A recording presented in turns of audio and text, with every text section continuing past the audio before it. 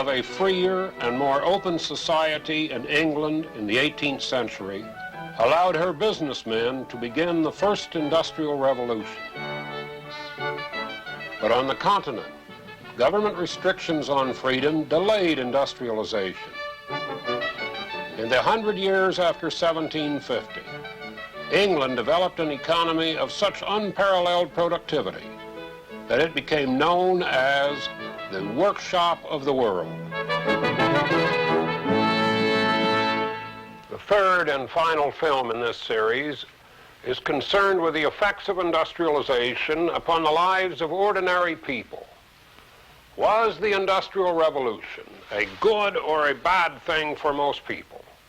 For example, was it as bad as the elder Arnold Toynbee declared? A period as disastrous and terrible as any through which a nation ever passed. Side by side with a great increase in wealth was seen an enormous increase in pauperism. Production on a large scale led to a rapid alienation of classes and the degradation of a large body of producers. Toynbee wrote in 1883, but already in 1830 there had been a fierce debate about the consequences of the Industrial Revolution between Robert Southey, the poet laureate, and Lord Macaulay, the historian. Southey had written, "The immediate and home effect of the manufacturing system is to produce physical and moral evil in proportion to the wealth which it creates." Macaulay disagreed and argued that since 1800, we must confess ourselves unable to find any satisfactory record of any great nation, past or present, in which the working classes have been in a more comfortable situation than in England. The serving man, the artisan, and the husbandman have a more copious and palatable supply of food, better clothing, and better furniture. the same disagreement can be found today. When Nobel Prize winner Bertrand Russell wrote, "The Industrial Revolution caused unspeakable misery, both in England and America." Nobel Prize winner F.A. Hayek replied that this view is based on a myth. The legend of the deterioration of the position of the working classes in consequence of the rise of the industrial system. Such disagreement between such distinguished scholars has caused confusion among students. No wonder an American historian has declared, "There was probably never a more blatant case in the history of economics of two opposing schools of thought derived from a single set of phenomena."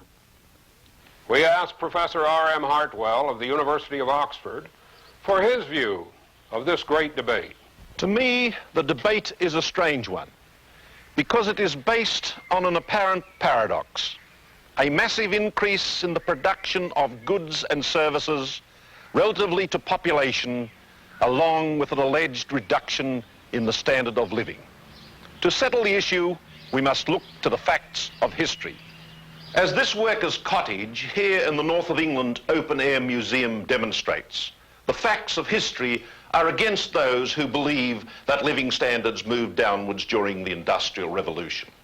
On the contrary, the facts of history show that between 1750 and 1850, average real income per head in England increased between 50 and 100%. Over the entire 19th century, there was a fourfold increase.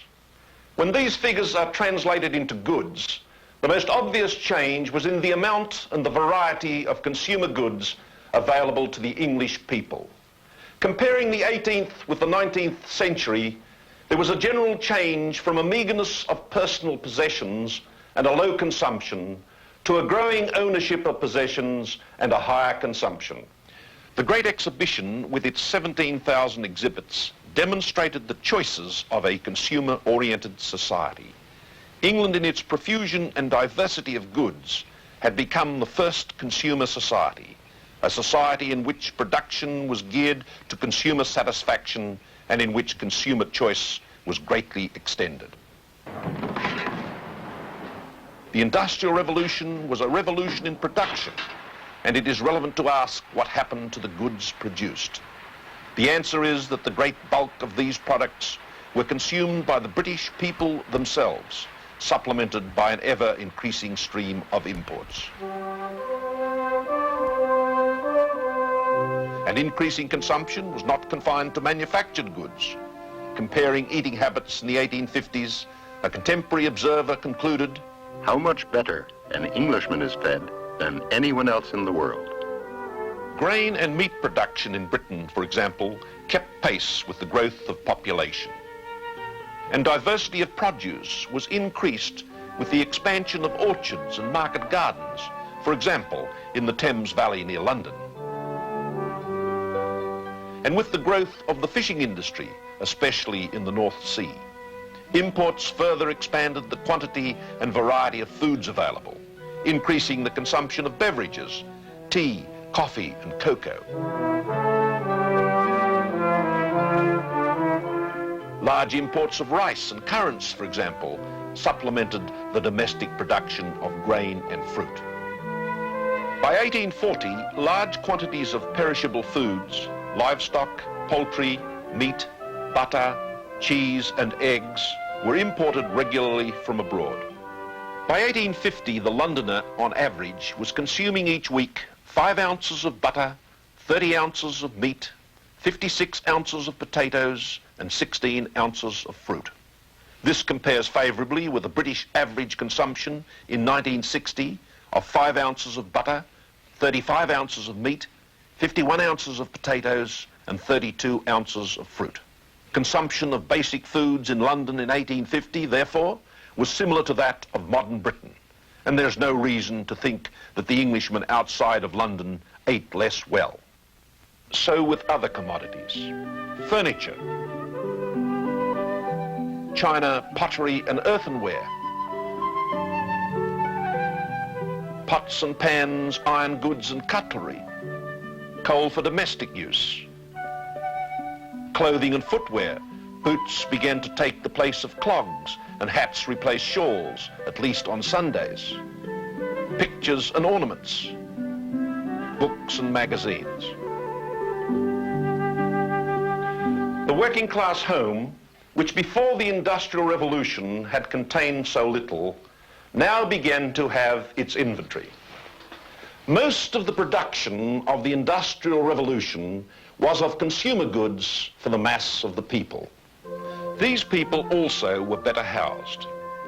As the population of England and Wales increased from 9 million in 1801 to 18 million in 1851, there was a corresponding increase in the stock of houses. And as the census statistics show, there was a reduction in the number of persons per inhabited house. Most of the housing built during the Industrial Revolution consisted of substantial dwellings for the working classes.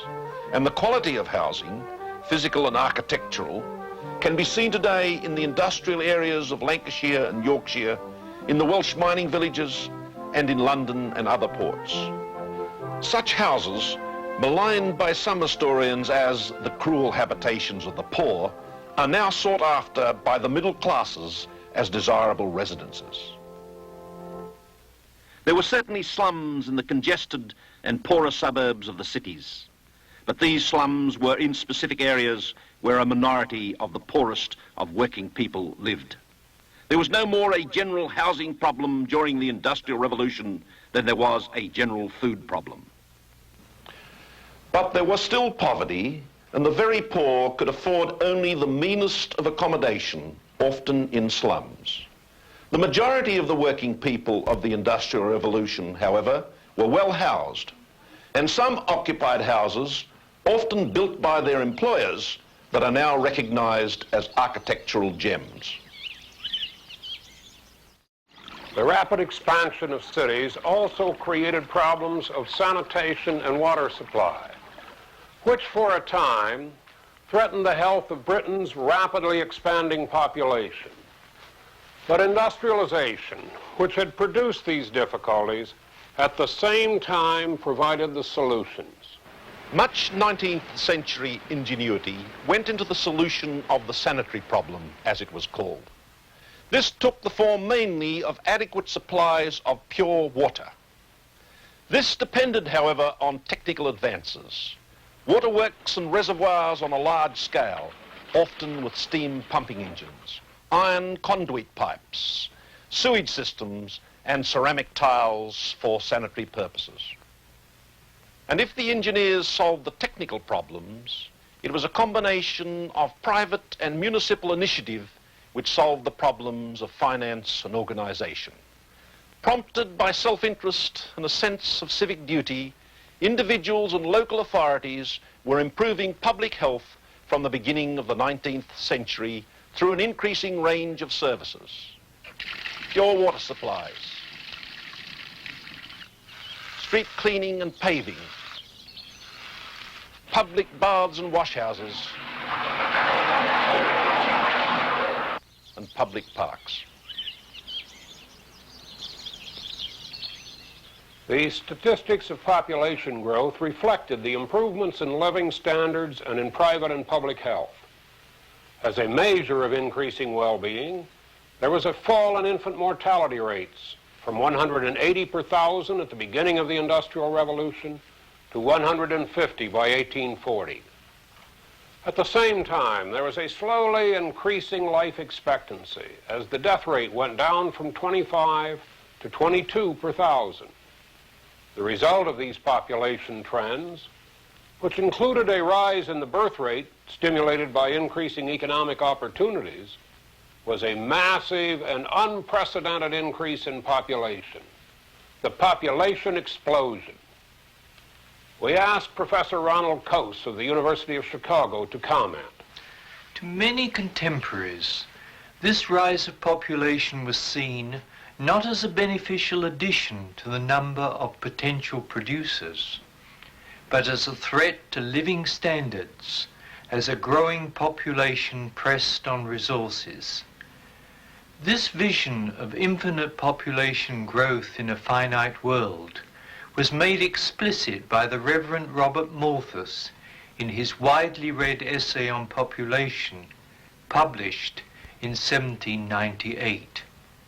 Malthus predicted a general struggle for existence as population increased faster than the supply of food.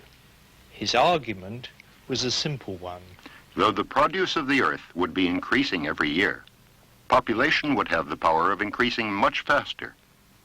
The tendency of population to increase beyond the means of subsistence may be seen in almost every register of a county parish in the kingdom.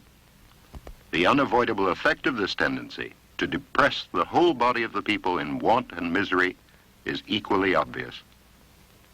Malthus' theories made a great impression, in part no doubt because the accurate counting of the population in the first three censuses of the 19th century confirmed that population was in fact increasing very rapidly.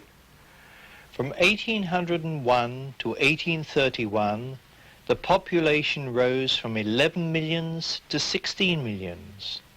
By 1851, the population was about 21 millions. From 1781, the population increased by over 10% per decade. At its peak rate, between 1811 and 1821, it increased by 17%. These figures were high, but the British population increase occurred in an economy that was industrializing rapidly, in which the proportion of the population working in agriculture was declining, and in which output per head was greatly increasing. The British pattern contrasted markedly with that of Ireland between 1750 and 1850, where there was a rapid growth of population without industrialization, culminating in a Malthusian crisis in the 1840s, the Great Famine.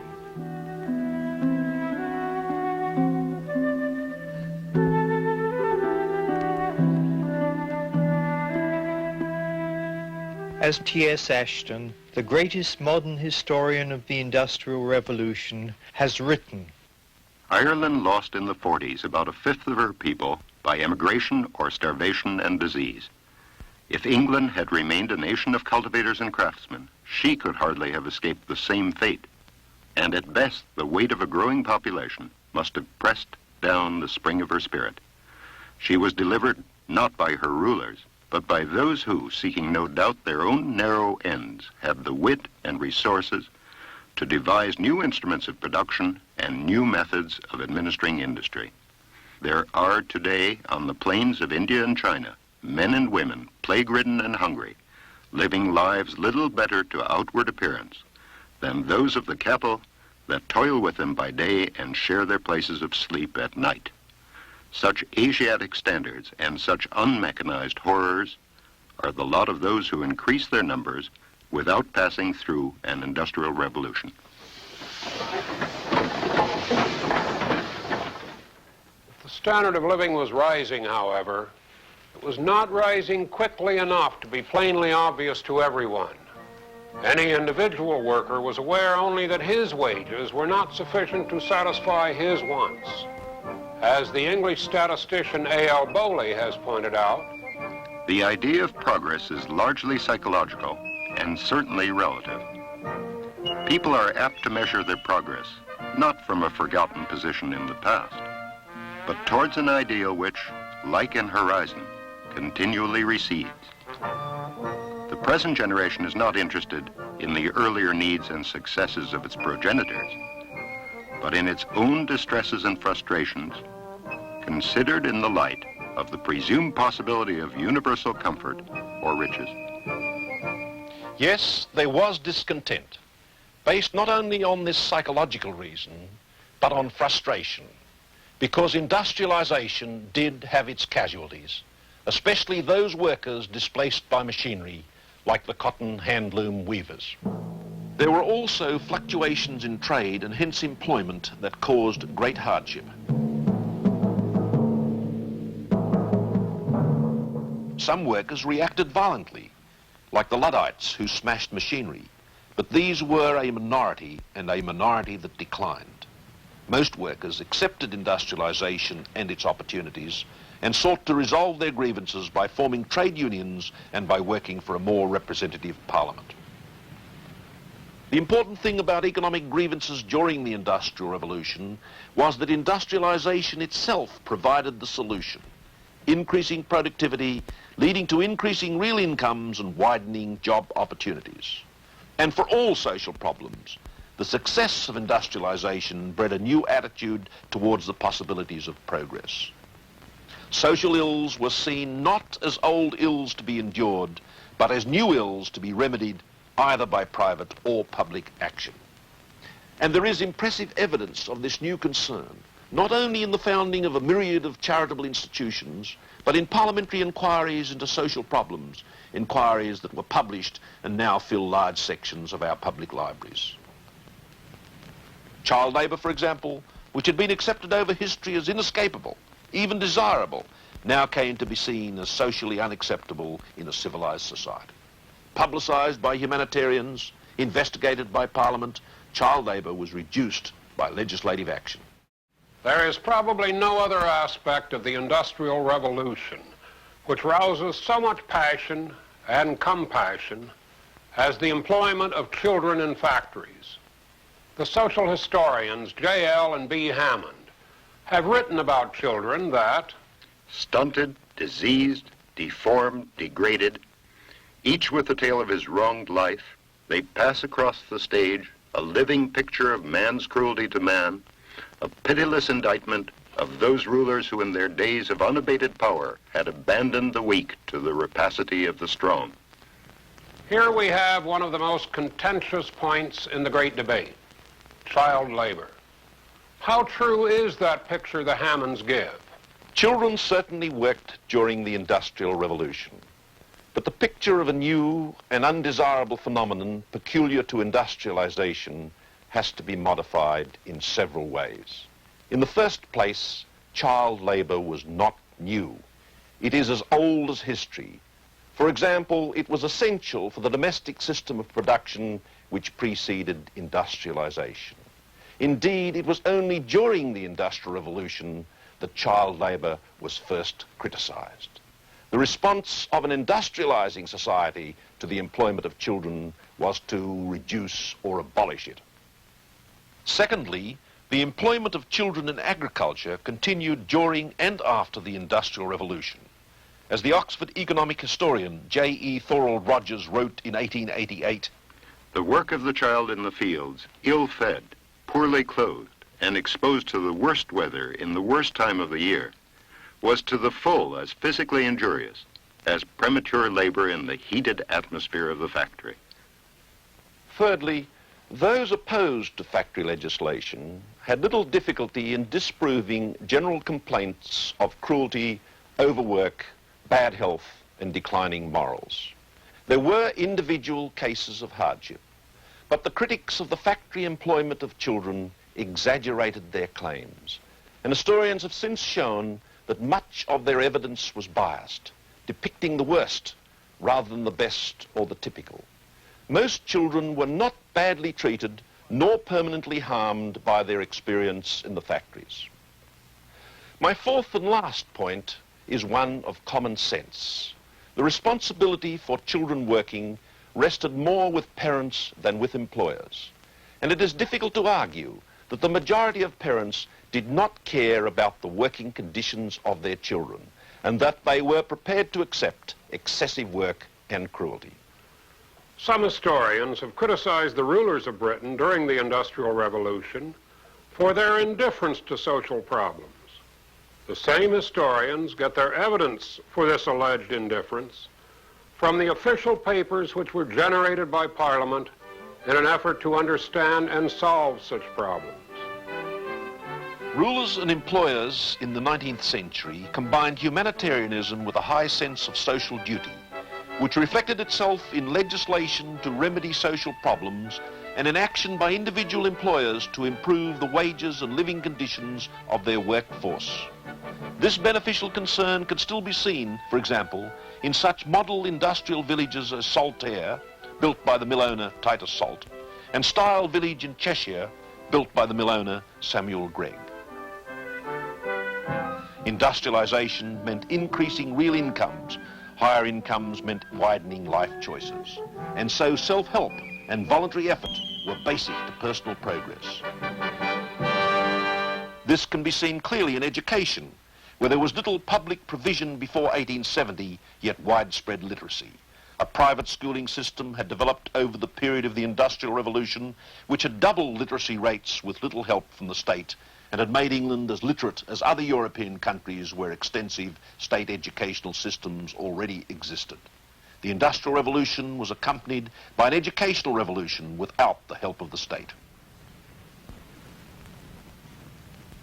19th century England was rich in voluntary organizations with a wide range of social purposes in medicine, education, religion, housing, and recreation, for example. Organizations which drew deeply on the wealth of the middle and upper classes and often combined employer and worker in common purpose. Other working class organizations flourished besides trade unions. Friendly societies, educational and political societies, cooperatives, which not only increased the self-respect, but also the political and industrial power of working people. This largely explains the political stability of 19th century Britain. The majority of workers, as a result of being better fed, better housed, and better educated, were less degraded than in previous periods. They were also less violent, and this from choice, not from coercion. Only an observer as insensitive to the character of the English working people as Frederick Engels could have imagined seriously that they were desperate and revolutionary as a result of industrialization. Engels wrote in his The Condition of the Working Class in England in 1844 that the working people of England had been so exploited that revolution more bloody than the French Revolution was inevitable. It is particularly easy to forecast future events in England because in that country, every aspect of social development is so plain and clear-cut. The revolution must come. The revolution, however, never came. Engels was as incorrect in his diagnosis of present ills as in his prophecy of general insurrection. And so he spent the rest of his life explaining the failure of his prophecy. And when he died in 1894, he was still prophesying revolution. What actually happened was the peaceful transformation of society in the context of increasing wealth and of increasing participation by all citizens in the political and economic development of the country. The predictions of declining living standards and of political violence were never fulfilled. Most British workers accepted industrialization because it gave them more opportunities for wealth and social advancement. As the economist J.M. Keynes pointed out, escape from the working classes was possible for any man of capacity or character at all exceeding the average into the middle and upper classes. the fact that wealth and social betterment were possible provided the obvious spur to effort. Personal advancement before the Industrial Revolution had been dependent mainly on birth, on favor, or corruption. Now it was available, if not to all, at least to enough working people to justify hard work, thrift, and ambition as social virtues. And ordinary people came to enjoy a standard of living which in earlier ages would have been undreamed of. It was, as J.M. Keynes declared, a magnificent century.